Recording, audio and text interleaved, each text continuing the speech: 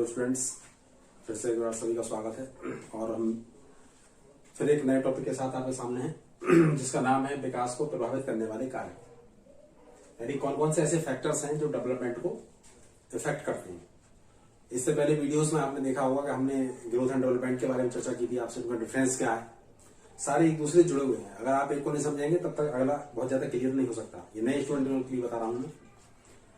तो फिर हमने उससे पहली वीडियो, उसके बाद जो ग्रोथ एंड डेवलपमेंट के बाद हमने क्या बताया था आपको, विकास की थ्योरीज बताई थी। थ्योरीज ऑफ डेवलपमेंट, विकास किस प्रकार से चलता है, किस तरफ से मूव करता है और कैसे कैसे होता है। उसी तरह से अब क्या है, विकास को प्रभावित करने वाले कारक। इंपॉर्टेंट बात है, इंपॉर्टेंट फैक्टर्स हैं कि कौन कौन से ऐसे फैक्टर्स हैं जो विकास को प्रभावित करते हैं। तो आज हम उस पर चर्चा करेंगे और उसी में हम आगे चर्चा हमारी रही कि विकास की प्रक्रिया किस प्रकार से चलती है और विकास की प्रक्रिया के अंतर्गत खास करके जो फैक्टर्स हैं उसमें हम वंशानुक्रम और वातावरण ये किस प्रकार से प्रभावित करते हैं, इस पर हम विस्तार से चर्चा करेंगे। तो ठीक है, देखते रहिए और बने रहिए मेरे साथ। तो हम पहले इन फैक्टर्स की बात कर लेते हैं कि जो आप देख पा रहे हैं कि फैक्टर्स कौन कौन से, विकास को कौन कौन से फैक्टर्स है जो प्रभावित करते हैं। तो सबसे पहले हम वंशानुक्रम को लेते हैं, हेरिडिटी। जिस प्रकार से मैंने बताया भी है, पिछले वीडियोस में भी डिस्कशन करा है कि वंशानुक्रम क्या होता है, एक हमें बेसिक प्लेटफॉर्म देता है। जिस प्रकार का हमें प्लेटफॉर्म मिलेगा हम उसी प्रकार से आगे का ही डेवलपमेंट होगा। हम चाहे एटमॉस्फेयर हमें कितना भी अच्छा मिल जाए, जैसे आपने देखा कि भिन्न विकास की भिन्न गति का सिद्धांत, उसमें आपने देखा होगा तो व्यक्तिगत भिन्नता का सिद्धांत यही कहलाता है। हम कुछ बच्चे होते हैं ना, कितनी भी मेहनत करें या और उनके अंदर बहुत सारी भी कितनी एटमॉस्फेरिक कंडीशन अच्छी मिल जाए, बट वो जितना करना चाहते हैं वो उतना उनको नहीं मिल पाता है। तो क्योंकि उनकी जो बुद्धि का विकास या है जो नेचुरली उनको मिली है, जो गॉड गिफ्टेड जिसे हम कहते हैं, जो हेरिडिटिकल है। फिजिकल डेवलपमेंट भी के लक्षण हमारे अंदर क्या सब हेरिडिटिकल है। तो जो हमें मिली है उसको हम चेंज नहीं कर सकते। तो वंशानुक्रम क्या है, ये विकास को प्रभावित करता है बहुत अधिक मात्रा में। तो हमें प्लेटफॉर्म तो देता है, लेकिन उससे हम कभी कभी कहते हैं मेहनत करी लेकिन हमें कुछ नहीं मिल पाया, बहुत बात हो सकती है उसके अंदर। तो ये सब चीजें इसी प्रकार से भी हो सकती है। दूसरी चीज क्या होती है, वातावरण। वातावरण अपने आप में बहुत बड़ा रोल प्ले करता है ना। जो चीज हम वंशानुक्रम के द्वारा हासिल नहीं कर सकते वो हम एटमॉस्फेयर के द्वारा हासिल कर सकते हैं। उसमें हम रद्दोबदल तो नहीं कर सकते, हेरिडिटी जो चीज मिली है, बट अब हम लगभग ऐसा नहीं है कि हम जो वंशानुक्रम से हम जो हेरिडिटिकल हमारे कैरेक्टर्स हैं उसमें हम फेरबदल उस तरह से नहीं, मानसिक रूप से हम बहुत सारी चीजों में हम परिवर्तन कर सकते हैं। शारीरिक में नहीं कर पाएंगे बट मानसिक लेवल पर हम, मेंटल लेवल पर उसमें चेंज कर सकते हैं। अच्छा वातावरण मिलता है बच्चे के लिए तो अच्छे माहौल में रहता है, तो अच्छे गुणों का उसके अंदर डेवलपमेंट होता है और अच्छे से आते सीखते हुए वो अच्छी दिशा में जा सकता है। तो वातावरण का इंपॉर्टेंट रोल होता है। तीसरा बात आती है कि कौन सा फैक्टर है, उचित पोषण, यानी प्रॉपर न्यूट्रिशन, है ना। अभी भी इंडिया के अंदर कुपोषण का शिकार हो जाते हैं बच्चे। जब कुपोषण का शिकार हो जाते हैं तो मैंने बताया था कि जब शारीरिक विकास अवरुद्ध हो जाता है तो और बाकी सारे जो विकास है वो उसी पर डिपेंड करते हैं, तो सब डिस्टर्ब हो जाते हैं। तो पोषण यानी अच्छा खान पान नहीं मिलता तो बच्चे का शारीरिक विकास हो जाता है और फिर आगे मानसिक विकास और आदि आदि सारे डेवलपमेंट रुक जाते हैं। तो एक पोषण भी एक महत्वपूर्ण रोल प्ले करता है विकास के को प्रभावित करने के लिए। फिर आती है हमारी बुद्धि की बात। जैसे बताया हमने, बुद्धि क्या है, वंशानुगत प्रक्रिया है प्राप्त होना, बट उसमें हम धार लगा सकते हैं। वातावरण क्या करता है, हमारे अंदर धार लगाने का काम करता है। हम जितना अपने आप को मान सकते हैं उतनी प्रकार से बुद्धि तेज हो सकती है ना। लेकिन प्रॉपर उसी में वही चीज आती है कि कुछ बच्चे क्या होते हैं, नेचुरली ज्यादा बुद्धिमान होते हैं, कुछ कम बुद्धिमान होते हैं, है ना। जैसे प्रतिभाशाली बच्चे होते हैं और एक्स्ट्रा ऑर्डिनरी बच्चे होते हैं, कुछ मंद बुद्धि के भी होते हैं। अब जब मंद बुद्धि का अगर बच्चा होगा तो उसके अंदर डेवलपमेंट उस प्रकार से प्रॉपरली नहीं हो पाएगा। तो बुद्धि भी एक विकास को प्रभावित करती है। अंतःस्रावी यानी एंडोक्राइन ग्लैंड्स जिसे हम कहते हैं, तो ये ग्रंथियां कहती हैं हार्मोन्स जो है स्राव होता है इनसे। तो हार्मोन्स जब स्रावित होते हैं तो भिन्न अदर हम तरह की ग्लैंड्स होती है हमारे अंदर। कुछ जैसे मस्तिष्क में हमारी पिट्यूटरी ग्लैंड होती है, गले में थायराइड ग्लैंड होती है ना, और फिर एड्रिनल ग्लैंड्स आती हैं, है ना। फिर लीवर की हमारी बहुत बड़ी ग्लैंड है। तो ये सारी ग्लैंड से क्या करती है, हार्मोन सिक्रेशन होता है। हार्मोन्स जो होते हैं वो हमारे शारीरिक विकास को, हमारे मानसिक विकास को, हमारे सामूहिक विकास को, तीनों को इफेक्ट करते हैं। पीयूष ग्रंथि जो हमारे माइंड में पाई जाती है वो सारे ग्लैंड्स पर, चूंकि मास्टर ग्लैंड कहलाती है तो वो उन पर नियंत्रण रखती है। तो कभी कभी देखा है कि किसी आवाज चेंज हो यानी बदल जाना, कम आवाज होनी, पतली आवाज होनी, आवाज का बैठ जाना, ये बहुत सारी, किसी का बच्चे का कद छोटा रह जाना, किसी की हाइट बहुत ज्यादा बढ़ जानी, ये सब क्या है, एक हार्मोनल इफेक्ट कहलाते हैं हमारे, है ना। तो ये हार्मोनल इफेक्ट के कारण भी विकास की गति अवरुद्ध हो सकती है, विकास की प्रक्रिया में बाधा पहुंचाई जा सकती है। तो उसे क्या है, हमारी रोग और चोट हम देख रहे हैं। तो वही चीज एक क्या है, रोग चोट, जैसे जहां पोषण हमारे इफेक्ट करता है, उसी प्रकार से अगर हम चोटिल हो जाते हैं किसी अवस्था में आते हुए, तो हम अपने जो विकास यानी सबसे पहले इफेक्ट कहां पड़ जाता है हमारा, अगर कोई ज्यादा क्षति होती है शरीर को तो भी शारीरिक विकास को इफेक्ट कर देगी वो हमारे। और अगर थोड़ी कम इफेक्टेड हो जाती है, कम हानि होती है हमारे शरीर के लिए, कोई ऐसी गंभीर चोट नहीं होती है, बट आए दिन बुखार आता रहता है, आए दिन हम स्कूल बुखार आता है बच्चे के लिए, बीमार हो जाते हैं बहुत जल्दी, कोई मौसम चेंज हुआ तो बीमार हो गए, इम्यूनिटी पावर कमजोर हो जाती है बच्चों की। तो ऐसे बच्चे क्या होते हैं, तो उनका शारीरिक विकास तो बिगड़ जाता है, बट उनका मानसिक संतुलन भी डिसबैलेंस हो जाता है, मानसिक विकास भी प्रॉपरली नहीं हो पाता। तो रोग चोट के कारण भी बच्चे कभी कभी एग्जाम में बैठने से रह जाते हैं, किसी की परीक्षा छूट जाती है तो फ्रस्ट्रेट हो जाते हैं, बहुत सारी बातें हो सकती हैं। तो ये रोग चोट भी उसमें इंपॉर्टेंट रोल प्ले करती है। फिर आती है जन्म क्रम, बर्थ ऑर्डर। बच्चे का बर्थ ऑर्डर क्या है, कभी कभी देखिए ना, पहला बच्चा होता है अक्सर वो बिगड़ जाता है लाल पैर में, दूसरे बच्चों का उससे ज्यादा मिलती है, दूसरे बच्चे के अंदर कुछ उस पर ध्यान कम दिया जाता है, पहले पे या दूसरा हुआ तो उस पर ज्यादा ध्यान दिया, पहले पर कम ध्यान दिया चला जाता है। तो ये सारी चीजें क्या होती है, कभी कभी बर्थ ऑर्डर भी बच्चे का ये विकास को प्रभावित कर जाता है। तो पहले पर ज्यादा ध्यान देने के कारण उसके ज्यादा फोकस उसी पर रहा, दूसरे बच्चे पर कम हो गया, या दूसरे पर ज्यादा हुआ पहले पर कम हो गया, या कि और थर्ड तीसरे बच्चा तो उस पर हो गया। ये सारी चीजें भी कि बच्चे का जन्म क्रम क्या है, उसका बर्थ लेवल क्या है, तो ये चीज कभी कभी हमारे विकास को इफेक्ट करती है। फिर आती है पारिवारिक परिस्थिति, यानी फैमिली कंडीशंस क्या है। तो पारिवारिक परिस्थिति भी विकास को प्रभावित करती है। सब जानते हैं कि जैसी जिसको, चूंकि एनवायरमेंट से जुड़ी हुई है पारिवारिक कंडीशन, है ना, किसी को इकोनॉमिक रूप से भी हो सकती है प्रॉब्लम परिवार में, सोशोलॉजिकल प्रॉब्लम भी हो सकती है बच्चे के साथ। तो जैसा एटमॉस्फेयर होगा तो पारिवारिक परिस्थिति क्या है, विकास को प्रभावित करती है। बच्चा सबसे ज्यादा अपने परिवार में ही रहता है और परिवार से सीखता है, फिर बाद में पहुंचता है वो बाहरी परिवेश में, बट पारिवारिक कंडीशन उसको जैसे शुरू में मिलती है, वो उसको जो बेस मिलता है वो वहीं से मिलता है। तो ये सही रहनी बहुत जरूरी होती है।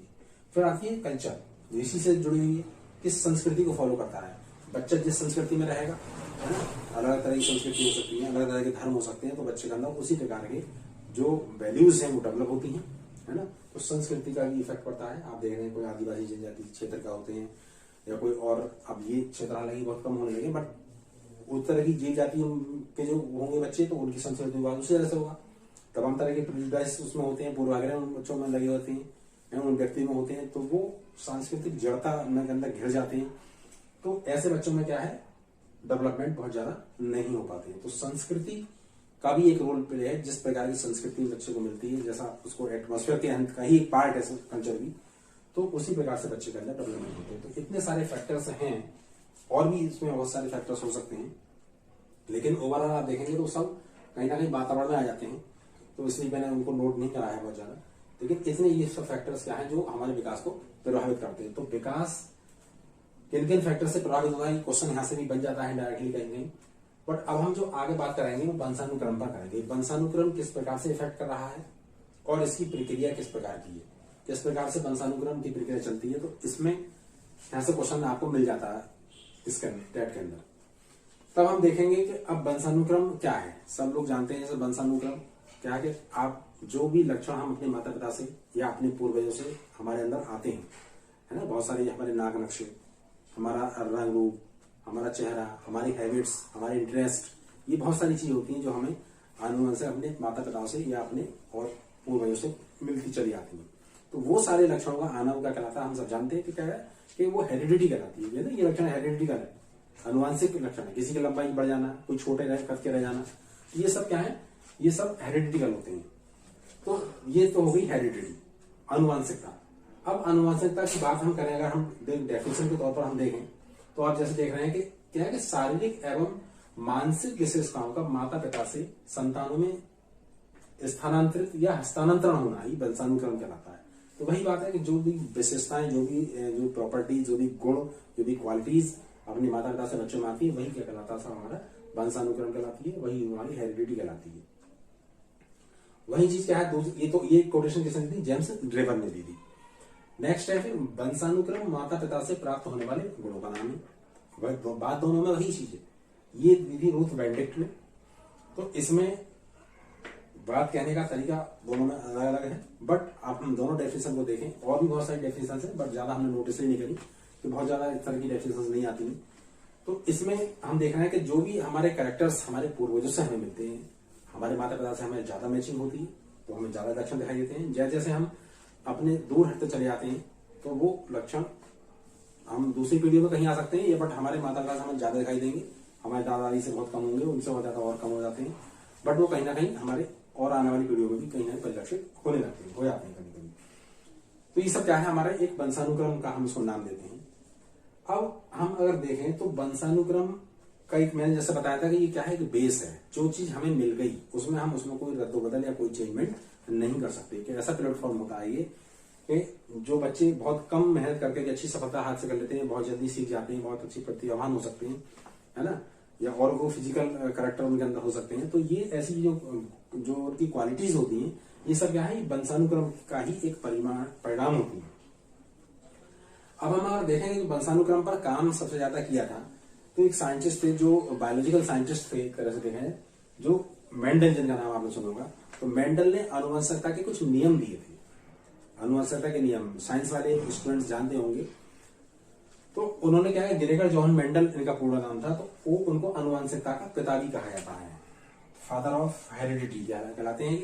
इन्होंने बहुत सारे रोल एग्जाम्पल मतलब एक्सपेरिमेंट किए थे, और वो एक्सपेरिमेंट जो किए थे इन्होंने, वो सबसे ज्यादा मटर के पौधों पर किए थे। ध्यान रखें, मटर के पौधों पर किए थे। और उन्होंने देखा कि किस प्रकार से मटर के पौधों में जो परिवर्तन है वो एक पीढ़ी से दूसरी पीढ़ी में परिलक्षित हो रहे हैं। बहुत सारे एक्सपेरिमेंट थे, मैं डिस्कस करना नहीं चाहूंगा, बट क्या था कि कुछ पीले फूल वाले पौधे, कुछ सफेद फूल वाले पौधे, उन्होंने उनका जो क्रॉस कराया तो वो अगली पीढ़ी में किस प्रकार से ट्रांसफर हुए। सफेद फूल वाले ज्यादा हुए या पीले फूल वाले ज्यादा आए, तो वो लक्षण उन्होंने देखे, कहीं ना कहीं वो लक्षण आए। तो उसी प्रकार से उनमें कुछ बहुत अच्छे चिकने चमकदार बीज थे मटर के, कुछ थोड़े से जो है रफली सरफेस के थे, तो उनमें आपस में हाइब्रिड क्रॉस कराया गया उनका। तो उन्होंने देखा किस प्रकार से जो कैरेक्टर्स हैं वो दूसरे पौधों में जाते हैं मटर के, और किस प्रकार से वो कितनी मात्रा में पहुंचते हैं, उस परसेंटेज के आधार पर भी उन्होंने वो प्रयोग किए थे। तो बहुत सारे प्रयोग किए उन्होंने, तो इसलिए उनके नाम पर उन्हें फादर ऑफ हेरिडिटी कहलाते हैं, ग्रेगर जॉन मेंडल। तो आनुवंशिकता के नियम दिए थे इन्होंने, इसीलिए इनका नाम जो जनक दिए हैं आनुवंशिकता के। उसी में एक चीज आती है आपके यूजेनिक्स, जैसे आप देख रहे हैं यूजेनिक्स, सुजनन विज्ञान से कहते हैं। एक नई टर्म है ये आनुवंशिकता के अंदर, जिसमें आनुवंशिक लक्षणों को सुधारने की प्रक्रिया है। कहीं कहीं कुछ आनुवंशिक लक्षण, जब से जब ये डीएनए के बारे में एक मॉडल डीएनए का आया था, वाटसन क्रिक ने दिया था, तो वहां पर जब ये चीज आई तो वही बहुत क्रांति आ गई बायोलॉजी के क्षेत्र में। तब वहां पर उसके बाद ही फिर ये देखा गया कि जब डीएनए को पहचान लिया गया, उनमें कोडिंग किस प्रकार से हो सकती है, किस प्रकार से लक्षण परिलक्षित होते हैं। और डीएनए क्या है, एक क्रोमोसोम का एक पार्ट होता है, तो उसी में फिर जो जीन्स होते हैं वो अलग अलग लक्षणों के लिए जिम्मेदार होते हैं। तो वहां पर देखा गया कि किस प्रकार से हम उनमें कुछ हद तक हम लक्षणों को सुधारा जा सकता है, डीएनए में कुछ चेंजमेंट करा जा सकता है। तो वो सब क्या कहलाता है, हमारा यूजेनिक्स के अंतर्गत आता है, जिसे हम सुजनन विज्ञान कहते हैं। तो फादर ऑफ यूजेनिक्स जो थे वो फ्रांसिस गाल्टन थे। इंपॉर्टेंट है काफी, ध्यान रखें। फ्रांसिस गाल्टन को क्या कहते हैं, सुजनन विज्ञान का जनक कहा जाता है, यूजेनिक्स का। तो सुजनन विज्ञान क्या हुआ, अनावस्था को सुधारने की प्रक्रिया है। अब हम आगे जो बात करेंगे, अब हम देखेंगे कि वंशानुक्रम की प्रक्रिया किस प्रकार से चलती है। ठीक है, तो वंशानुक्रम आप सब समझ गए होंगे, वंशानुक्रम क्या है और किस प्रकार से कौन कौन से फैक्टर्स हैं। अब इसमें जो मुख्य रूप से बात आती है वो हम ये देखेंगे कि वंशानुक्रम में कौन कौन सी चीज ऐसी, कौन कौन सी प्रक्रियाएं हैं जो इसमें एक महत्वपूर्ण रोल प्ले करती हैं, और किस प्रकार से वंशानुक्रम की प्रक्रिया होती है। जो अभी आपने पिछले देखा था कि जो गर्भावस्था थी उसमें किस प्रकार से प्रक्रिया होती है, इस पर भी कभी कभी क्वेश्चन बनता है। तो ये सब अभी हम यहाँ चर्चा करने वाले हैं। तो आप देखें कि अब हम बात करेंगे वंशानुक्रम की प्रक्रिया। वंशानुक्रम की प्रक्रिया, ये मैं यहाँ पर इसलिए डिस्कस कर रहा हूं क्योंकि यहाँ पे क्वेश्चन अक्सर आया है और ये आ जाता है क्वेश्चन। तो वंशानुक्रम की प्रक्रिया में अगर हम देखें, सबसे पहले पॉइंट को देखें कि वंशानुक्रम की जो प्रक्रिया होती है वो कहां से शुरू होती है। या अनुवांशिक प्रक्रिया कहां से शुरू होती है, उसकी सबसे छोटी यूनिट क्या है। तो आप देखेंगे कि सबसे छोटी जो यूनिट होती है वंशानुक्रम की, इंपॉर्टेंट पॉइंट है, वो होती है जीन्स। यानी जो जीन्स होती है ये क्या है, सबसे छोटी यूनिट है, सबसे छोटी इकाई है जीन्स। यानी जीन्स जो होते हैं यही जिम्मेदार होते हैं लक्षणों को एक पीढ़ी से दूसरी पीढ़ी में ले जाने के लिए, इसलिए सबसे छोटी इकाई कहलाती है जीन्स। अब ये बात आती है कि जीन्स पाए कहां जाते हैं, तो ये जीन्स जो होते हैं ये हमारे गुणसूत्रों पर पाए जाते हैं। गुणसूत्र हम कहते हैं हिंदी में, और जिनको इंग्लिश में हम कहें तो कहलाता है हमारा क्रोमोसोम्स। तो क्रोमोसोम्स पर हमारे जीन्स पाए जाते हैं, और ये जो जीन्स होते हैं यही लक्षणों की जिम्मेदार है, इसलिए सबसे छोटी यूनिट भी है। अब ये जो गुणसूत्र हैं किस प्रकार से लक्षणों को ले जाते हैं वो एक अलग मैटर है, बट अगली हम बात देखें कि जो गुणसूत्र होते हैं ये हमारे दो प्रकार के होते हैं। ठीक है, तो गुणसूत्र क्या है, हमारे दो प्रकार के हैं। एक हमारे कहलाते हैं, और गुणसूत्र जो होते हैं ये संख्या में 46 होते हैं। कितने होते हैं, 46 गुणसूत्र पाए जाते हैं मनुष्य में, चाहे मेल हो या फीमेल हो, और यानी कि 23 जोड़े कहते हैं हम, या 46 कहते हैं, इतने गुणसूत्र हमारे में पाए जाते हैं। अब इसमें क्या चीज होती है, एक बात और देखें, ध्यान करें कि जो मेल है ना, मेल में जो गुणसूत्र की संख्या होती है ये 46 तो होती है, दोनों में होती है, बट मेल में जो गुणसूत्र होते हैं वो हमारे एक्स, यानी कि मेल और फीमेल। अभी एक बात और बता रहे हैं, फीमेल और मेल। तो इसमें एक बात ध्यान देने वाली है कि चाहे मेल हो या फीमेल हो, उसमें लगभग क्या मतलब 100% है कि 22 जोड़ी गुणसूत्र तो होते हैं समान, यानी दोनों में XX होते हैं। इन जो समान गुणसूत्र कहलाते हैं ये 22 जोड़ी यानी 44 जोड़ी गुणसूत्र एक जैसे होते हैं। जो आनुवांशिक प्रक्रिया में भाग नहीं लेते ये जो गुणसूत्र कहलाते हैं ये हमारे ऑटोसोम्स कहलाते हैं, या होमोलोगस क्रोमोसोम कहलाते हैं। ऑटोसोम्स या क्या कहलाते हैं, ये ऑटोसोम्स या होमोलोगस क्रोमोसोम, यानी कि समजात गुणसूत्र कहलाते हैं। यानी एक जैसे दिखाई देने वाले, एक जैसे लक्षण वाले, दोनों में कोई भिन्नता नहीं है, दोनों में XX है। तो ये कितने होते हैं, 44 होते हैं। और 44 जो गुणसूत्र होते हैं वो क्या कहलाते हैं, समजात गुणसूत्र या होमोलोगस क्रोमोसोम कहलाते हैं। अब डिफरेंस कहां है, अब डिफरेंस जो होता है वो केवल क्या होता है, 23वीं जोड़ी के गुणसूत्र में डिफरेंस होता है। ध्यान रखेंगे, जो 23वीं जोड़ी होती है वो मेल फीमेल में डिफर होती है। तो मेल में जो 23वीं जोड़ी का गुणसूत्र होता है वो XY कहलाता है, और फीमेल में जो ये है वो हमारा XX कहलाता है। तो ये जो 23वीं जोड़ी के गुणसूत्र होते हैं ये हेट्रोसोम्स कहलाते हैं, क्योंकि अलग तरह के विषमजात है। ये मैंने बताया कि समजात गुणसूत्र है 44, बट 23वीं जो पेयर है यानी जो 46वां गुणसूत्र है वही क्या कहलाता है, ये, और ये हेट्रोसोम्स कहलाते हैं, विषम जात गुणसूत्र कहलाते हैं। तो इन दोनों में क्योंकि डिफरेंस है, और इन गुणसूत्र पर ही लिंग निर्धारण निर्भर करता है कि होने वाली संतान लड़का होगा या लड़की होगी, ये इसी बात पर डिटरमाइन करता है, और यही गुणसूत्र उसको निर्धारित करते हैं। तो ये XY और XX होते हैं, इसलिए हम इनको सेक्स क्रोमोसोम्स भी कहते हैं, क्योंकि ये लिंग निर्धारण का काम करते हैं। तो 23वीं जोड़ी के गुणसूत्र जो कहलाते हैं वो हमारे सेक्स क्रोमोसोम्स कहलाते हैं, जिसको हम लिंग गुणसूत्र भी कहलाते हैं, है ना। तो ध्यान रखेंगे, एक तो ये बात थी कि 44 है और ये 46वीं बात आती है। अब हम आगे इसमें चलते हैं कि अब जब लिंग निर्धारण किस प्रकार से होता है, इसमें हम देखें इसकी प्रक्रिया जो होगी। यहां सभी क्वेश्चन एक बार बन चुका है, एक दो बार देखा है।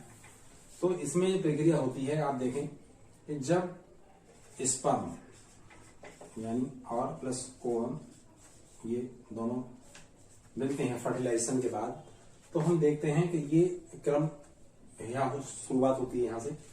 तो यहां पर क्या बनता है, पहले आपका जाइगोट बनता है। ये जो प्रक्रिया चलती है ये आपकी क्या चलती है, फिर बना इसमें जाइगोट। तो यहाँ तक की प्रक्रिया फैलोपियन ट्यूब में होती है जो फीमेल पाई जाती है। बट आगे हम देखें तो जाइगोट के बनने के बाद हिंदी में इसको युग्मनज बोलते हैं। क्या बोलते हैं? युग्मनज बोला जाता है ये। और जाइगोट फिर कुछ समय बाद कन्वर्ट हो जाता है। अब ये जाइगोट तक ये प्रक्रिया फैलोपियन ट्यूब में पाई जाती है, में होती है, और यहाँ के बाद में फिर ये जो जाइगोट है वो फीमेल के यूट्रस में ट्रांसफर हो जाता है और फिर वहां पर ये अब एक युग्मनज कहते हैं जिसको हम ब्लास्टोसिस्ट कहते हैं। जाइगोट के बाद ये प्रक्रिया कहाँ होती है? ब्लास्टो, मतलब इसकी जो फॉर्म होती है वो ब्लास्टोसिस्ट में कन्वर्ट हो जाती है। ब्लास्टोसिस्ट इसमें रूपांतरित हो जाता है जाइगोट, और फिर इसमें आगे जो डिवीजन शुरू हो जाते हैं, सेल डिवीजन शुरू हो जाते हैं। उन सेल डिवीजन के पश्चात फिर क्या होता है? ये एम्ब्रियो का निर्माण शुरू हो जाता है, जिसे हम कहते हैं भ्रूण अवस्था कहते हैं। क्या कहलाती है? भ्रूण अवस्था, यानी भ्रूण कह सकते हैं हम इसके लिए। क्या है ये? एम्ब्रियो क्या है? भ्रूण है, भ्रूण। तो ये एक प्रक्रिया होती है, इसका भी हम ध्यान रखेंगे। फर्टिलाइजेशन प्रक्रिया किस प्रकार से चलती है, एक सिस्टम है इसका। अब भ्रूण अवस्था में फिर आगे फिर इसमें डेवलपमेंट शुरू हो जाते हैं। जैसे मैंने बताया, अब ये भ्रूण अवस्था जो होती है यही बताई थी मैंने, जो विकास के सिद्धांत बताए थे कि किस प्रकार से प्रीनेटल स्टेज में यहाँ पर जो इनमें आगे डिफ्यूजन और ये जो डिवीजन होने शुरू हो जाते हैं, तो ये कन्वर्ट और इसमें किस तरह से डेवलपमेंट आगे होता है, जिसमें आपने बताया ना मस्तकोन्मुख सिद्धांत, सेफेलोपोडल सीक्वेंस और निकट दूरी का नियम, तो वो सब अब डेवलपमेंट आगे इनमें शुरुआत हो जाती है। तो वो भ्रूण अवस्था से आगे की प्रक्रिया शुरू हो जाती है। ठीक है, तो ये प्रक्रिया लगभग जैसे जनरली सब जानते हैं 9 मंथ की होती है। तो ये वहां तक प्रोसेस होता है, फिर बच्चे का जन्म होता है, फिर हम आगे की स्टेज में उसको देखते हैं। तो ये बात भी यहाँ पर कहीं क्रम आ जाता है, इसको नोट आउट कर लें। अब अगली चीज हम देखेंगे कि ये जो वंशानुक्रम की प्रक्रिया है, इसी में अगली चीज एक और आती है कि वंशानुक्रम के जो नियम है वो क्या है, किस प्रकार से। अब ये लिंग निर्धारण तो हो गया, अब उसमें क्या है कि किस प्रकार से ये हमारी, हम देखें कि नियम क्या है वंशानुक्रम के नियम। जिस प्रकार से हम देखा विकास के कुछ सिद्धांत है, उसी प्रकार से वंशानुक्रम के भी कुछ सिद्धांत हैं। किस प्रकार से लक्षण एक पीढ़ी से दूसरी पीढ़ी में ट्रांसफर हो रहे हैं और किस आधार पर होते हैं, कैसे ऐसे गुण हमारे अंदर आते हैं, तो वही उनको बनाकर एक नियम, कभी कभी क्वेश्चन यहां से बना है। तो सबसे पहला आता है यहाँ पर समानता का नियम। समानता का नियम, तो ये नियम ये कहलाता है कि सीधे जो लक्षण, जो कैरेक्टर्स, जो भी गुण हमारे माता पिता से हमें मिले, वो सब क्या कहलाते हैं, जो आते हैं, तो हमें क्या होती है, समानता दिखाई देती है ना, चाहे रंग रूप को लेकर हो, चाहे हमारे काठी को लेकर हो, तो ये समानता का नियम कहलाता है। यानी माता पिता से हमारे शरीर, हमारे अंदर लक्षणों का आ जाना, मिल पाना, ये कहलाया हमारा समानता का नियम कहलाता है। उसी में दूसरा नियम कहलाता है भिन्नता का नियम। साहब बिल्कुल जस्ट अपोजिट है भिन्नता का नियम। भिन्नता का नियम, भिन्नता का नियम कहता है कि जरूरी नहीं है सारे गुण आपके माता पिता से आप में आ जाएं। अगर ऐसा होता तो बहुत अच्छा होता, फिर तो एक साइंटिस्ट का बच्चा साइंटिस्ट बन जाता, इंजीनियर का बच्चा इंजीनियर, डॉक्टर का बच्चा डॉक्टर बन जाता।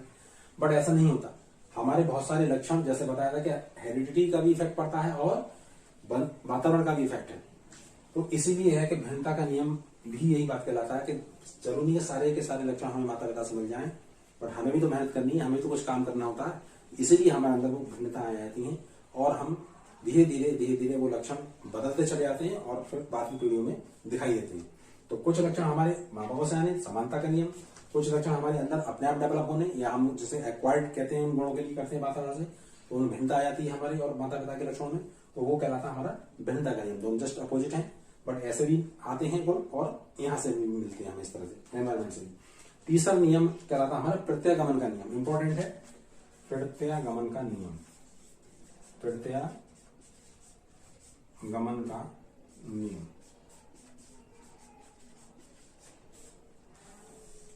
प्रत्यागमन का नियम कहलाता है कि माता पिता के या उनसे जो हमारे अंदर, जैसा समानता में क्या हुआ कि कुछ औसत गुण हमारे अंदर आते हैं, है ना, जैसे हमने बताया रंग रूप का आ जाना, या कुछ बोलचाल की भाषाएं, या कुछ ऐसी हैबिट्स हमारे अंदर आती हैं, डेफिनेटली आएंगी।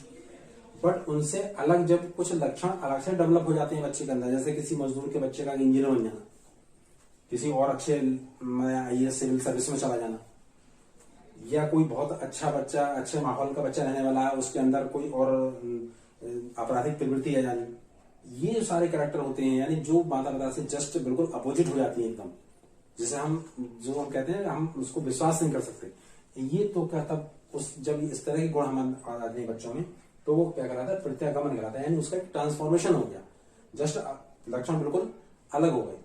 तभी तो हम देखते कभी कभी जो लक्षण, अब जब ये लक्षण धीरे धीरे कन्वर्ट हो जाते हैं तो अगली पीढ़ियों में फिर वो पहुंचने लगते हैं। तो जरूरी नहीं है, तो जब ये इस तरह की बातें आ जाती हैं है ना, जहां हम एक विश्वास नहीं कर पाते कि अरे भाई ऐसा कैसा हो गया है ना, ये तो बड़े गरीब परिवार से का बच्चा था या बहुत आर्थिक कंडीशन खराब थी या इसके माँ बाप तो पढ़े हुए नहीं है तब भी बच्चे बहुत अच्छे प्रतिभाशाली बच्चा कहाँ से आ गया, गॉड गिफ्टेड बच्चे होते हैं, जैसे कभी कभी कहते हैं गॉड गिफ्टेड कहते हैं, तो एक्सेप्शनल चिल्ड्रन कहलाते हैं तो वो जो कहलाते हैं, तो वो उसके अंदर जो ऐसे गुणों का आ जाना वो प्रत्यागमन का नियम कहलाता है ना, माता पिता के जस्ट विपरीत। तो एक एवरेज गुण तो है, बट एवरेज के आधार पर हमने जो वातावरण से एक्वायर्ड करे गुण, जो हमारे अंदर ऐसा लक्षण दिखाई दिया जो बिल्कुल जस्ट हमारे माता पिता से जस्ट अपोजिट था, बिल्कुल अलग था, तो ये जो कहलाता है ये हमारा क्या है, प्रतिगमन का नियम के अंतर्गत आता है। फिर फोर्थ नियम कहलाता है हमारा, ये है चयनित गुणों का सिद्धांत। फोर्थ इसमें है चयनित गुणों का सिद्धांत, चयनित गुणों का सिद्धांत। तो चयनित गुणों का सिद्धांत में क्या कहलाता है, ये कहलाते हैं वंशानुक्रम में जितने भी गुण हमें अपने माता पिता से मिलते हैं वो हमारे सब क्या कहलाते हैं, सब हमें जो मिले क्या समानता के नियम ने जैसे बताया कि सब गुण क्या है हमारे माता पिता से मिले, हमारे लिए समानता के नियम में आए, बट कुछ गुण हमने क्या हुआ अपने एटमॉस्फेयर से अपने एनवायरमेंट से भी अर्जित किए, तो वो क्या कहलाता है, चयनित गुणों का नियम कहलाता है ना। तो इन दोनों का कुछ गुण माता पिता से आने, कुछ हमारे वातावरण से मिलने, तो गुणों में क्या है आगे भिन्नता आती चली जाती है। आप देखेंगे कि भाई आपके गुण माता पिता से तो बहुत ज्यादा गुण आप में मैच कर रहे हैं, बट आपके जो दादा दादी में थे वो उसमें गुण आप में कमी है, उनसे पहले और किसी पूर्वज को देखेंगे आपको उनमें गुण अलग थे, आप में बहुत डिफरेंस आता चला गया। तो ऐसा क्यों होगा कि वंशानुक्रम में तो कुछ गुण मिले आपको, बट आपने एनवायरमेंट से भी तो अर्जित किए, एनवायरमेंट भी तो इफेक्ट कर रहा है आपके लिए, तो इसीलिए वो परिवर्तन आते चले जाते हैं। तो वही कहलाते हैं चयनित गुणों का सिद्धांत, यानी आपने कौन कौन से गुणों का वातावरण से चयन किया, ये है चयनित गुणों का सिद्धांत। उसी क्रम में अगला सिद्धांत कहलाता है मातृ पितृ पक्षों का नियम। हालांकि वो सिद्धांत भी सब यही है, मैं उसको नोट आउट नहीं कर रहा क्योंकि वो नियम भी समानता का नियम के अंतर्गत ही आता है कि कौन कौन से लक्षण आपने अपने माता पिता से प्राप्त किए हैं, वो उसी का नियम समानता के नियम के अंतर्गत है। एक जो आता है आपका संयोग का नियम है, संयोग का नियम। तो संयोग का जो नियम है वो ये बताता है हमारे लिए कि कुछ गुणों का हमारा अचानक से आ जाना, मतलब क्या है, जो आनुवंशिकता है, जो मेंडल ने जो एक्सपेरिमेंट किए थे तो उसमें ये थे कि कुछ गुण क्या होता है, जरूरी नहीं है कि वो सारे गुण हमारे माता पिता से हमें आ जाए, कुछ गुण हमारे क्या है अपने और पुराने पूर्वजों से भी हमारे अंदर आ जाते हैं, वो माता पिताओं से हमें अलग दिखाई देते हैं। तो वो ऐसे गुण क्या कहलाते हैं, संयोग के नियम के आधार पर होते हैं कि जरूरी नहीं है कि वो जस्ट हम में ही आ गए या हमारे बच्चों में जस्ट हमारे गुण सारे चले जाए, बट कुछ गुण क्या है हमारे और पूर्वजों से भी आ जाना, वो तो जरूरी नहीं, मतलब डायरेक्टली आज जस्ट उसी पीढ़ी में ना आकर किसी बाद की पीढ़ियों में उन गुणों का आ जाना, वो हमारा संयोग का नियम कहलाता है। और ये संयोग का जो नियम है ये एक तरह से देखा जाए तो ये आनुवंशिकता पर डिपेंड करता है। तो उस आनुवंशिकता में क्या होता है, कुछ गुण तो डायरेक्ट दिखाई दे जाते हैं, कुछ गुण कुछ पीढ़ियों के बाद परिलक्षित होते हैं। तो ये सब हमारे कुछ इस तरह के वंशानुक्रम की प्रक्रिया भी आपने देखी और उसी आधार पर वंशानुक्रम के नियम थे, जिसमें प्रत्यागमन का नियम या चयनित गुणों का नियम, ये कुछ इंपॉर्टेंट है, तो इनको आप ध्यान रखेंगे। अब इसी चीज में हम एक बात और देखेंगे वंशानुक्रम की प्रक्रिया के अंतर्गत कि ऐसे कौन कौन से और जो वो है वंशानुक्रम में, जिसे हम कह सकते हैं जो हेरिडिकल फैक्टर के कारण जो रोग हो जाते हैं, यानी हेरिडिकल जो डिसऑर्डर होते हैं। अब हम थोड़ी सी बात इन पर कर लें, जो डिसऑर्डर या जो कमी वंशानुक्रम की तरह से या आनुवंशिक रूप से हो जाती है या कुछ जेनेटिक डिसऑर्डर जैसे हम कह सकते हैं। तो अब हम क्या है, वंशानुक्रम की प्रक्रिया के अंतर्गत ही वो चीज आती है जिसे हम नाम देते हैं जेनेटिक डिसऑर्डर। तो जेनेटिक डिसऑर्डर में हम देखेंगे, जब जैसे आपने देखा, अभी बताया था हमने कि जीन क्या है, एक सबसे छोटी इकाई है जो लक्षणों से एक पीढ़ी से दूसरी पीढ़ी में ट्रांसफर करती है। तो उसी वजह से इसका नाम जेनेटिक डिसऑर्डर है। तो जीन क्रोमोसोम्स की संख्या गड़बड़ हो जाने पर ये डिसऑर्डर हमारे अंदर पाए जाते हैं। तो इसमें सबसे पहला और जो डिसऑर्डर है और जो एक आता है इंपॉर्टेंट है, जिसको हम कहते हैं डाउन सिंड्रोम के नाम से जानते हैं। Down syndrome, down syndrome. तो इसको लगभग 1866 में जॉन लैंगडाउन ने पता लगाया था इसका। जॉन लैंगडाउन, सन और नाम इतना इंपॉर्टेंट नहीं है जितनी इसके अंदर की बात है कि ये डाउन सिंड्रोम होता क्या है। डाउन सिंड्रोम के अंदर क्या होता है, ये एक डाउन सिंड्रोम है और एक अभी आएगा टर्नर सिंड्रोम।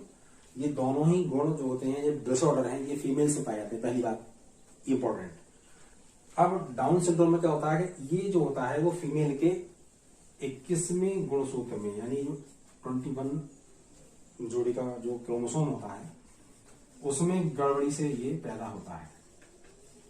इसमें क्या होता है कि जो 21वें जोड़ी का गुणसूत्र है उसमें जनरली गुणसूत्र की संख्या हमने बताई थी कि डबल होती है, यानी 2 होती है, पेयर होता है। लेकिन इसमें 21वीं जोड़ी के गुणसूत्र में ये संख्या 3 हो जाती है। ये किसी वजह से अलग नहीं हो पाता। मेल से आया हुआ जो एक गुणसूत्र होता है एक्स, ये अलग ना होकर ये एक ट्रिपल ए बन जाता है, सेट बन जाता है। यानी इसमें क्या होती है, ये ट्राइसोमी पाई जाती है, ट्राइसोमी।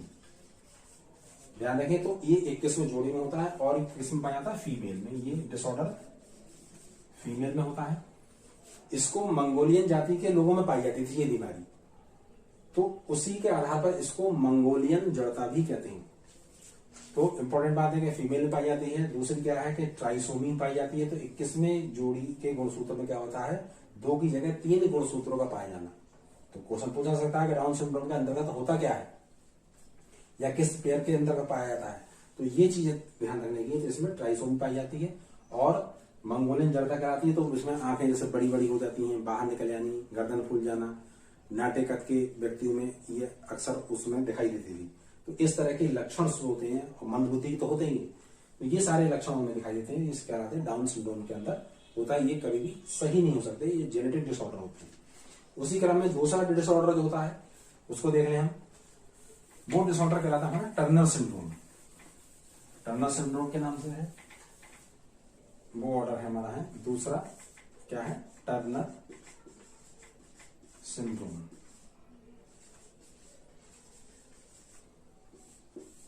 ये जो इसका पता लगाया था वो हेनरी टर्नर ने लगाया था और ये लगभग बात थी आपके ये 1938 की। हेनरी टर्नर और 1938 में पता लगाया था उन्होंने कि टर्नर सिंड्रोम क्या है। ये भी एक जेनेटिक डिसऑर्डर है। तो ये भी फीमेल में पाया जाता है और इसमें क्या होता है कि ये जो 46 जो गुणसूत्र होते हैं टोटल, बट इसमें क्या होता है कि फीमेल में कभी-कभी ऐसी कंडीशन हो जाती है कि 46 की जगह जो होते हैं टोटल गुणसूत्रों की संख्या 46 की जगह क्या होती है, केवल 45 रह जाती है। यानी एक गुणसूत्र कम हो गया। फीमेल में एक गुणसूत्र का कम पाया जाना, 46 की जगह 45 हो जाना, तो ये क्या कहलाता है, टर्नर सिंड्रोम ने, चूंकि टर्नर ने पता लगाया था इसलिए उनके नाम पर रख गया, तो ये टर्नर सिंड्रोम कहलाता है। इसके अंदर क्या होती है, ये फीमेल के अंदर जो है वो इनफर्टिलिटी होती है, बांझपन जिसे कहते हैं, संतान का ना होना, या कुछ और भी लक्षण जो शारीरिक लक्षण, ये तो ये इस तरह का कैरेक्टर तो है ही। दूसरे इसमें भी मंदबुद्धि तरह के पाए जाने, है ना, आंखें बड़ी बड़ी हो जानी, नाक चपड़ी, ये ऐसे कुछ कैरेक्टर्स इसमें होते हैं। तो ये सब क्या है, टर्नर सिंड्रोम के एग्जाम्पल है, या सॉरी लक्षण है उसके। तो इसमें ध्यान रखने की बात, ध्यान रखने की क्या है कि उसमें ट्राइसोमी थी जो 21वें जोड़ी के गुणसूत्र में थी, बट इसमें टोटल गुणसूत्रों की संख्या क्या 46 से 45 हो गई, इसलिए इसका इन लक्षणों का पाया जाता है और ये टर्नर सिंड्रोम का लक्षण कहलाता है। अगली बात एक और इंपॉर्टेंट है, कुछ इसमें, ये तो डिसऑर्डर की बात हो गई, एक और डिसऑर्डर है जिसके आधार पर वो लक्षण प्रभावित हो जाते हैं और जिनमें आप सब लोगों ने नाम सुना होगा। एक कहलाती है हमारी, इसलिए हम गुण का अगर पता लगाएं कहें तो वो कहलाती है हमारी हीमोफीलिया। हीमोफीलिया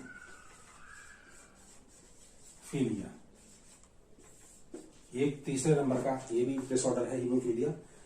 और इसको हम जो कह सकते हैं, इसमें हीमोफीलिया के अंदर क्या होता है, अधिक रक्तस्राव होता है। क्या होता है, जिसको हीमोफीलिया हो जाती है, अधिक रक्तस्राव उसमें होता है। चोट लग जाती है तो खून बहुत देर तक उनका बहता रहता है, जिस कभी कभी उस कंडीशन में मृत्यु भी बच्चों की या किसी व्यक्ति की हो सकती है। तो ये हीमोफीलिया कहलाता है, यानी अधिक रक्तस्राव का होना या रक्त का थक्का ना जम पाना, है ना, ब्लड नहीं बहता रहता है और जमता नहीं। तो ये है कि हीमोफीलिया होता क्या है। चौथा एक जेनेटिक डिसऑर्डर के कारण गुण होता है जिसे आनुवंशिक रोग कहते हैं, और ये एक पीढ़ी से दूसरी पीढ़ी में ट्रांसफर होते हैं। वो कहलाता है हमारा वर्णांता कहलाता है, यानी उसको हम कलर ब्लाइंडनेस कहते हैं। वर्णांता या कलर ब्लाइंडनेस, कलर ब्लाइंडनेस कहलाती है वो। इसमें रंगों में व्यक्ति के अंदर जो वर्णांता होती है, जिन जो व्यक्ति में ये गुण ये पाया जाता है ना, तो उनमें रंगों में अंतर न कर पाना, खासकर से रेड और ग्रीन कलर में डिफरेंस नहीं कर पाते ऐसे व्यक्ति, ऐसे बच्चे, तो वो क्या होते हैं, कलर ब्लाइंडनेस के शिकार होते हैं, है ना। और रंगों में डिफरेंस होता है, बट इनमें, और ये जो दोनों लक्षण है, शुरू के दो क्या बताए थे मैंने, वो फीमेल में पाए जाते हैं, और ये दोनों ही जो ये वाले दोनों लोग हैं, हीमोफीलिया और वर्णांता, ये मेल में पाए जाते हैं अक्सर, यानी कि 90% मेल में होती है। फीमेल केवल कैरियर होती हैं, यानी एक पीढ़ी से दूसरी पीढ़ी में इन लक्षणों को पहुंचा सकती हैं केवल, बट रेयर चांस में ही उनमें ये लक्षण दिखाई देते हैं। बट मेल में ये दो डिसऑर्डर मेल के हैं और वो दो डिसऑर्डर फीमेल के हैं। तो अभी हमने देखा कि हम किस प्रकार से, हम देखा कि वंशानुक्रम की प्रक्रिया, तो अब इन सारी बातों से देखा कि किस प्रकार से हेरिडिटी हमारे जो विकास को प्रभावित करती है, उसकी आपने प्रक्रिया को भी जाना, उसके अंदर उसके जो सिद्धांत थे या जो नियम थे उसको भी आपने देखा, और किस प्रकार से जेनेटिक डिसऑर्डर के कारण डेवलपमेंट अवरुद्ध हो जाता है, या आप अच्छी तरह समझ गए होंगे। तो यहां से कहीं ना कहीं आपको कोई क्वेश्चन मिल सकता है। दूसरी चीज, हमने वातावरण के बारे में बात कर रहे थे, तो जैसे अब वातावरण के बारे में बहुत ज्यादा बात करने के लिए कुछ खास नहीं है, क्योंकि वातावरण में हमने देखा कि वातावरण क्या है, एक एक्वायर्ड प्रवृत्ति है। अभी आपने देखा कि जैसे प्रत्यागमन का नियम था, है ना, तो उस प्रत्यागमन के नियम में यही सारी चीज है कि प्रत्यागमन का नियम क्या कहता है, जो लक्षणों का आ जाना, तो वातावरण से व्यक्ति जब उसको किसी ऐसे गुण को एक्वायर करता है, अर्जित करता है, तो यहाँ पर तो वंशानुक्रम से मिले उसके लिए, बट वहां पर क्या है, उसने वातावरण से अर्जित किए गुण। तो जो अर्जित गुण है, जो एक्वायर्ड बच्चा करता है, व्यक्ति करता है, तो वो गुण क्या कहलाते हैं, वो वातावरण से प्रभावित होता है। अलग अलग वातावरण में रहने वाले बच्चे अलग अलग तरह के होते हैं। तो ये इस प्रकार की इसमें चीजें हैं। वाटसन वातावरण को के इफेक्ट में, वाटसन ने ये भी कहा है, व्यवहारवादी मनोवैज्ञानिक थे वाटसन, कि आप मुझे कैसा भी एक बच्चा दे दें और मैं जो चाहे उसे बना सकता हूँ। तो वहां पर यही बात है कि बच्चों को जैसा माहौल मिलेगा, अगर दो बहन भाई हैं उनको अलग अलग परिवेश में हम रख दें, तो हम देखेंगे कि उनके अंदर डेवलपमेंट अलग अलग तरीके से होंगे, है ना। अगर किसी को हम देखेंगे अलग इंग्लिश कल्चर में रख दिया जाए, वेस्टर्न कल्चर में पहुंचा दें, तो उसको वेस्टर्न करेक्टर्स आने लगेंगे। हम अपने इंडियन कल्चर में रखेंगे तो इंडियन कल्चर आने लगेंगे। किसी और कल्चर में पहुंचा दें तो और, अगर उनसे हम देखें ना किसी जनजाति क्षेत्र में पहुंचा दें बच्चे के अंदर, तो हम देखें जानवरों के लक्षण आने शुरू हो जाएंगे उसमें, वो जैसे, तो यही चीज तो है। तो एनवायरमेंट उसके अंदर क्या है, अब कम आ जाना है। अब हम देखें, आपने कहा कि जनजाति के अंदर आ जाना, अब जनजाति क्षेत्र के बच्चों जैसे लक्षण तो उसमें उतने नहीं होंगे, बट वो उसकी कुछ हैबिट्स उस तरह की हो जाएंगी। क्यों? क्योंकि हेरिडिटी तो उस तरह का नहीं है, बट उसमें एनवायरमेंट का इफेक्ट आने से उसकी जो हैबिट्स हो जाएंगी, कुछ आदतें ऐसी पड़ जाएंगी उसमें, चाहे वो खाने को लेकर हो, कुछ मॉरल वैल्यूज तो बिल्कुल नहीं होंगी, और बहुत सारे गुण जो उस कल्चर में, जैसे हम कल्चर इफेक्ट करती है, तो वो जितने भी कल्चरल इफेक्ट है वो सारे उसके अंदर आ जाते हैं। तो वातावरण तो बहुत बड़ी चीज है। तो आनुवंशिकता क्या है, जब जन्म मिला तो वो हमारे साथ आ गई, बट अब हमने जो इतना बड़ा प्लेटफॉर्म हमारे साथ देख रहे हैं हम, जैसे हम सारे कहते हैं परिवार से हमें संस्कार मिले, बट बाहर अब हम पहुंचे तो वहां पर क्या हुआ, अब हम एनवायरमेंट से प्रभावित होने शुरू हो गए। जब आपने देखा कि हमने जो सिद्धांत पढ़े वंशानुक्रम के, हम देखा कि बच्चों को बहन भाई कितने भिन्नता का जो व्यक्तिगत भिन्नता का सिद्धांत, तो यही तो कहलाता है। वो कहते हैं कि बच्चे के अंदर बहन भाई हैं बट सेम है, एक जैसा एटमॉस्फेयर है, एक जैसे अनुवांशिक लक्षण भी है उनके अंदर, बट फिर भी डिफरेंस है दोनों में। दोनों के जो बड़े होगा क्या है, अलग अलग तरह की आदतें बन जाती हैं, अलग तरह की उनके अंदर जो पर्सनैलिटी डेवलपमेंट बिल्कुल अलग तरह का हो जाता है। तो परिवार से निकलकर क्या हो, जब वो बाहरी वातावरण में पहुंचते हैं तो उनके अंदर वहां से जो लक्षण, कौन कौन से लक्षण वो एब्जॉर्व कर रहे हैं, किस तरह से उनका विकास होता है, वो फिर उन पर डिपेंड कर जाता है। तो इसलिए ये जो वातावरण है वो इस तरह से इफेक्ट करता है। तो अगर हम ये देखें कि जो मैंने शुरू में बताया ये था कि जो डेवलपमेंट है ना, जो डेवलपमेंट है वो क्या है, हेरिडिटी यानी अनुवांशिकता और एनवायरमेंट, इन दोनों का क्या है, ये गुणनफल होता है। तो अगर ये मैं कह दूं, अगर अब इसमें परसेंटेज तय कर पाना ये बहुत मुश्किल कार्य है, बट फिर भी हाँ इतना तो निश्चित तय कर कह सकते हैं कि एनवायरमेंट का रोल ज्यादा होता है विकास को प्रभावित करने में। हेरिडिटी केवल एक उसको प्लेटफॉर्म देती है, बट उसको हम जैसे मिला ना कि चाकू हमारे पास अलग अलग तरह के हैं, सब व्यक्ति अलग है, बट उसमें कौन किसको अच्छी तरह से अगर यूज नहीं करेंगे हम, है ना, चाकू के लिए तो क्या है, एक ही चाकू को यूज कर रहे हैं, हमारे पास 3-4 तरह के चाकू हैं, सपोज एक को हम ज्यादा यूज कर रहे हैं तो उसमें क्या होगी, चमक आनी शुरू हो जाती है ना, उसकी धार तेज होने लगती है। जो नहीं इसे यूज कर रहे वो बेकार हो गए। तो वही चीज है, तो हम दिमाग को जितना यूज करेंगे, जितनी सही दिशा में यूज करेंगे, वातावरण हमें जैसा मिलेगा उसी प्रकार से हमारी गति, विकास, मानसिक और शारीरिक ये तीव्र होती रहती है। तो जिस प्रकार से आपने देखा होगा ना, खेत है ना, तो खेत जो हमें मिला, ठीक, जो हमें बीज है, वो बीज क्या है, एक वंशानुक्रम है। तो बीज का अच्छा होना भी तय है। जमीन चाहे कितनी भी बहुत अच्छी क्यों ना हो, लेकिन अगर जमीन, बीज खराब होगा तो उसमें कितने भी हम पानी, कितना भी सब लाइट और सब चीज की व्यवस्था हम करें, बट उसमें अच्छी फसल हम नहीं पा सकते। ठीक उसी प्रकार से अगर बीज हमारा बहुत अच्छा है और जमीन बेकार है या और कंडीशन बेकार है, तो और कंडीशन सारी क्या आ गई, वो हमारे वातावरण में आ गई। तो बीज क्या हमारे हेरिडिटिकल है, तो ये चीज तो अच्छी थी, बट जमीन हमारी उपजाऊ नहीं थी। जमीन और वातावरण हमें बहुत अच्छा मिला, लेकिन बीज बेकार हुआ, आनुवांशिक रूप से हम बेकार हुए। ठीक है, तो ऐसे लक्षण जो है आनुवांशिक रूप से तो बिल्कुल बेकार मिले, और एनवायरमेंट हमेशा कितना अच्छा मिल गया। तो अगर मतलब हमें क्या कहते हैं, फर्टाइल भूमि जो क्या होगी, उपजाऊ नहीं होगी, बाकी सारे एटमॉस्फेयर कंडीशन अच्छी होंगी, तब भी अच्छी फसल नहीं हम ले सकते। तो ठीक ये इसी प्रकार से है कि ये दोनों ही रोल प्ले करती हैं, दोनों चीजों का होना अति आवश्यक है। तो आपने इस वीडियो में देखा कि विकास को कौन कौन से फैक्टर्स प्रभावित करते हैं, विकास के सिद्धांत क्या थे, इससे पिछली वीडियो में देखा, दोनों का डिफरेंस, ग्रोथ एंड डेवलपमेंट का डिफरेंस आपने देख चुके होंगे। तो ये सब एक दूसरे से कोरिलेटेड है, एक दूसरे को तभी समझ में आता है जब हम इनको क्रमवार देखें और एंड तक वीडियो को देखते रहें। देखने के लिए सभी का बहुत बहुत धन्यवाद। और आपको मैं 100% बताऊं कि यहाँ से 1-2 नंबर, ये जो जितना भी डेवलपमेंट का पार्ट था, ग्रोथ डेवलपमेंट हुआ चाहे थ्योरी डेवलपमेंट हुई, 2-3 नंबर आपके कवर होंगे इस क्वेश्चन पार्ट से। ठीक है, सभी का बहुत बहुत धन्यवाद, थैंक यू।